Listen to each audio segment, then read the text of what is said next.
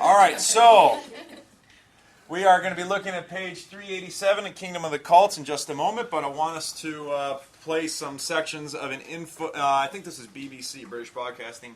Al Jazeera, that's right. So that Middle Eastern sort of station, I think. Listen and learn. South Korea's Unification Church is no stranger to controversy. While critics call it a cult, believers hail its founder, Sun Myung Moon, as their messiah and king. Today, a family feud and disgruntled former members are threatening to split the church and disrupt its $2 billion business empire. I'm Fauzia Ibrahim.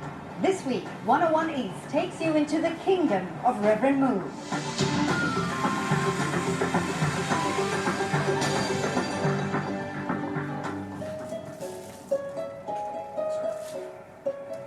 Chongpyeong, South Korea, is a resort town known for its tranquility and scenery.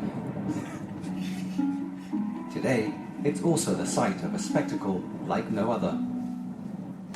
Rise, grooms and guests, please rise. The King of Kings and the officiators for the blessing ceremony, the true parents of heaven, earth, and humankind, the Reverend Dr. Sun Myung Moon and Dr. Han Moon will now enter. What are you hearing in the background? What did they just call him? The King of what? King of Kings. King of Kings. And they're playing the Hallelujah chorus in the background. He probably struggles with self-esteem issues. Inside a spanking new stadium, some 2,500 people from all over the world prepare to say their wedding vows. Many more will renew their promises to each other today.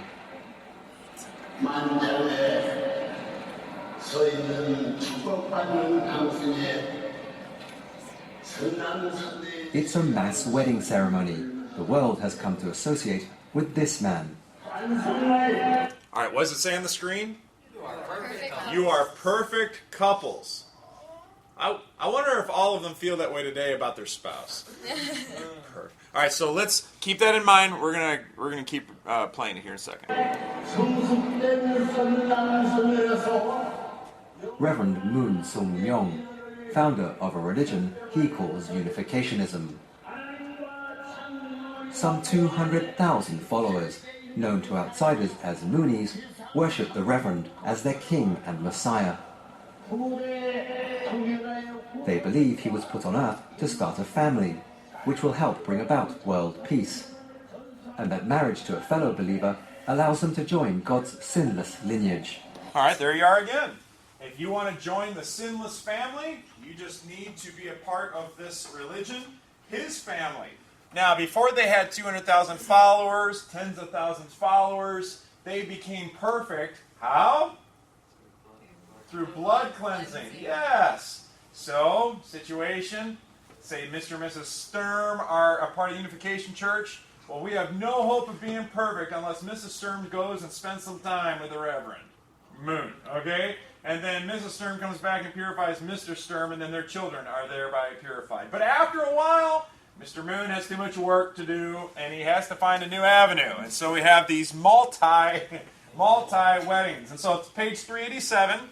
Sun Myung Moon believes that as the Lord of the second advent, what's an advent again? Yeah, a second coming, right? The second Messiah, he must set the foundations for physical salvation, which he claims Jesus failed to accomplish. By uniting with the perfect bride, Reverend and Mrs. Moon became true parents, the third Adam and third Eve. They also form a new trinity of God, Moon, and Mrs. Moon. Rather than closing prayer in the name of Jesus, Moonies close prayer in the name of the true parents. Moon and his wife appear in spirit form to members in 120 countries of the world. Wow, that's very impressive. And Moonies believe their works will save them, but more so, spirit ancestors descend upon them and work with them. Therefore, the spirit gains another level in the spirit world by assisting Moonies on earth. Now think about that. Your ancestors come back and help you. What religions does that sound like? Buddhism, what else? Spiritism, what else? We haven't studied this, but think about it. Early America, huh? Go ahead. What were you going to say, though? Hinduism, I think. But animism. Okay, in fact, I think that actually has its own chapter in here that we probably haven't covered. Maybe not. But what'd you say?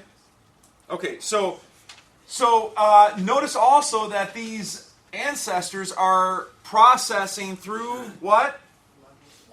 Levels of the spirit world. All right, let's name some religions that believe in levels of the spirit world after death.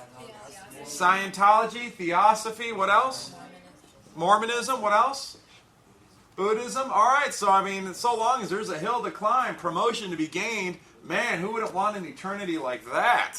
All right, so by them coming back to help you through your life, they get to gain another badge on their merit, on their sash. I'm just kidding. I don't know if they're wearing a sash, but like the Boy Scouts. I built a campfire. Those kind of things, right? And so I don't know if they're wearing sashes, but they get extra M&Ms, I think, at lunch if they come back and help you. All right? And so in any case, their goal is to become divine like God. Oh, here we are again. You can be God. Remember the lie of Satan in the Garden of Eden? You will become as gods, knowing both good and evil.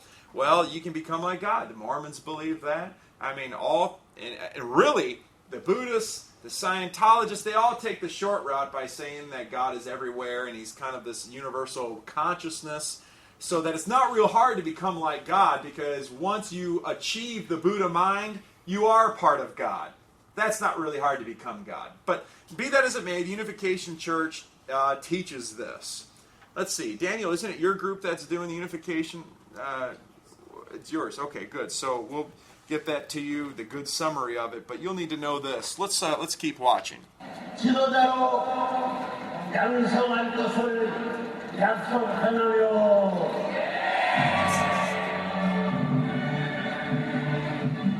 In the past, the Reverend match-made every single couple.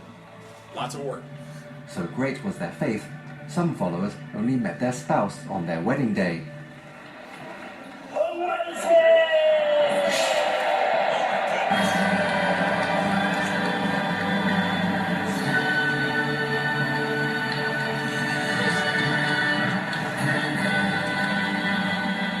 Things are a little different these days.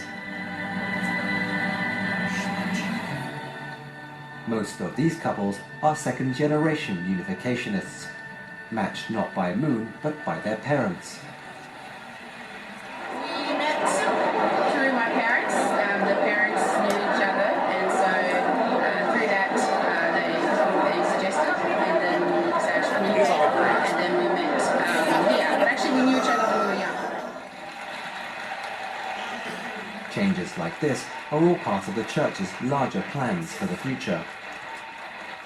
Reverend Moon is now in his 90s, and Unificationists must prepare for perhaps their biggest challenge yet: a future without their founder. All right, and we did a recording about his death in 2012 at the age of, someone help me out, 92. So he has in fact died. This recording preceded that. So how many followers are in the Unification Church?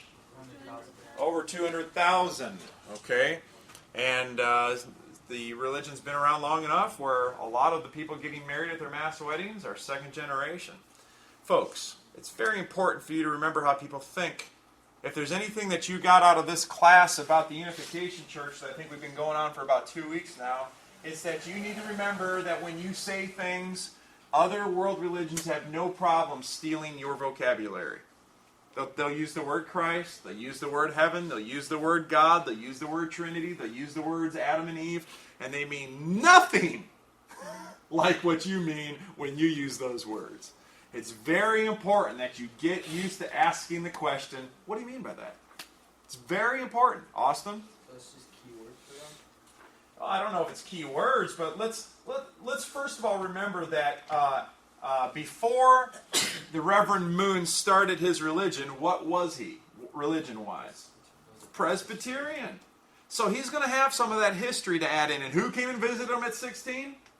Jesus. So of course, he's going to have some biblical language. And he graduated through 9 levels of challenging in the spirit world, and at each of those 9 levels, he confronted the grand master of that level, remember? And the top level was who? No. And he got the secret of the fall of man from this guy, from this person. Remember? Well, let's look and see.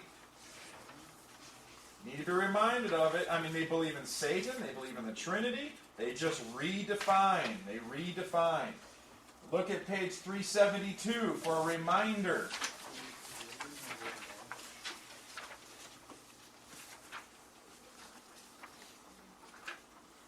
Rather, 374, second paragraph.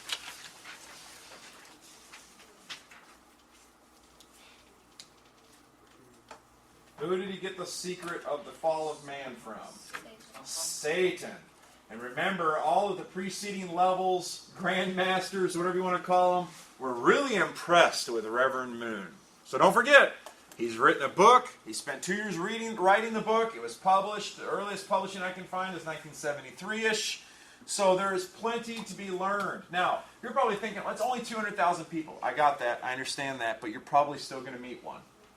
And out of these false religions, other false religions come. Don't forget, $2 billion is what their religion is worth. That is a big deal.